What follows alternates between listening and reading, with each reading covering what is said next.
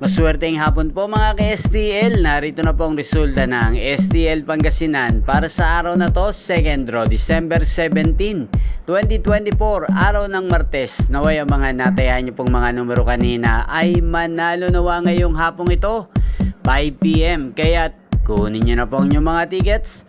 Narito na po ang resulta. Ang mga numerong nanalo sa STL Pangasinan ngayong hapong ito, December 17, 2024, 5 PM, second draw result, 23 at 19. In exact order sa lahat po ng tumaya kanina sa STL Pangasinan para second draw ng 23 at 19. Congrats po sa inyo. At ngayong hapong ito sa STL Pangasinan, shoutout po natin si Kuya Hero. Kuya Hero ng Pangasinan, shoutout po sa iyo. Naway manalo na po ang mga tinatayang mo mga numero sa STL Pangasinan at sana'y nasa mabuti ka pong kalagayan.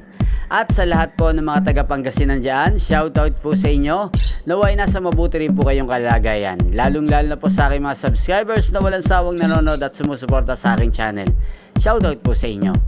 Inyo pong napanood ang resulta ng STL Pangasinan sa channel na to, Roderick Hernandez TV.